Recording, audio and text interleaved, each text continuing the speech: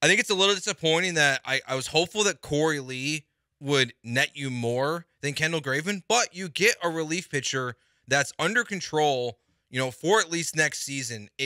That's something that, Dana Brown made clear multiple times is that he didn't want to trade guys for rentals, top prospects for rentals. And even though Corey Lee's kind of blocked in the system, he's still one of your best players in the minors right now. So this is a really good deal, I think, for the Astros. You need help in the bullpen so bad, and Kendall Graveman brings that, and it's nice to bring someone back that's also familiar with a lot of this guys on this roster, the pitching staff, and Dusty Baker. It's a little surprising just because, yes, Corey Lee was obviously in limbo. Yainer Diaz is clearly the catcher of the future, but you traded him only for just a reliever. And look, Kendall Graveman's been a nice reliever. He's having an okay year. I think his ERA is 3.48, as this trade goes through. So he's been nice before, and we've seen him pitch in the playoffs before, and he was very good in 2021, and there were a lot of Astros fans who wanted to see the Astros retain him going into that offseason. So I understand why they did it.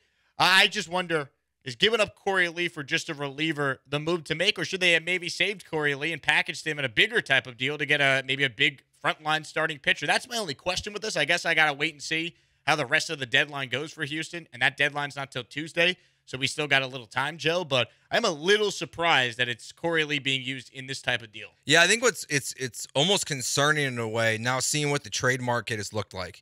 The Angels trade away their number 2 and 3 prospect to the White Sox for 2 rental guys in Giolito and Ronaldo Lopez. Last night we saw Dave Robertson get traded from the Mets to the Marlins for an 18 and 19-year-old prospect. Now Corey Lee goes for a relief pitcher. So this is what the relief pitcher market looks like. What the hell is the starting pitcher market going to look like? And because, in theory, I think you're spot on, Jake, with, could Corey Lee have been part of something more?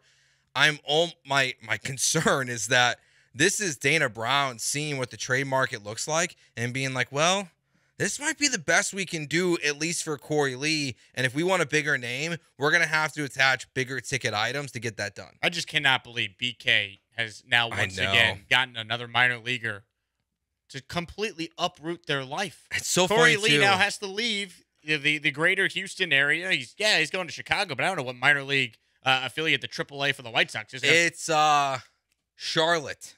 Oh, that stinks. That's a big downgrade. Honestly, I bet you Corey Lee is on the White Sox next week.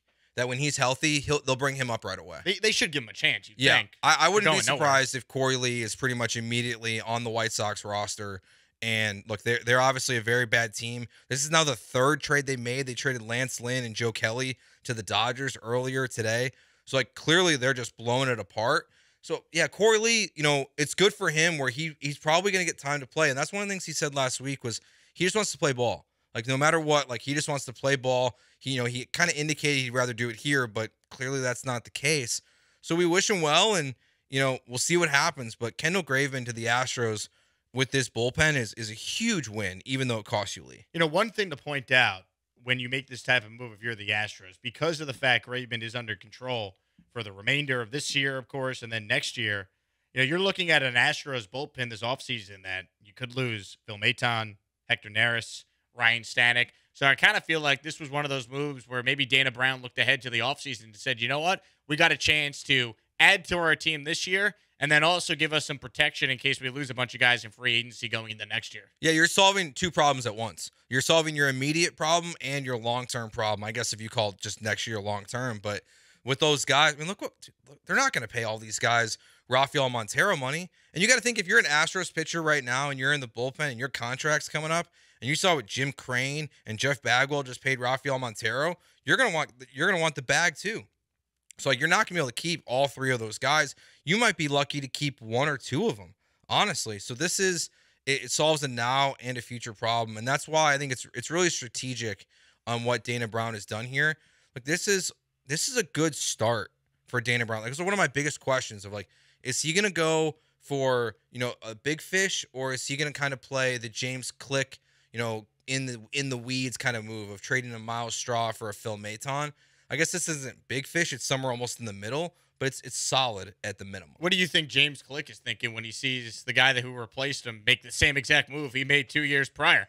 That's got to be a little, wait, what? They did what? They traded for who? Wait a second, where'd they get that idea from? Exactly. I'm sure James Click loves this. He's just like, are you serious? He's like, I could have done this. He's like, why'd you have to fire me, Jim? Like, I could have made the same exact trade. He's like, this is what Bagwell and company wanted to do. They wanted to bring back a guy I already had and got the most out of. Exactly. Yeah.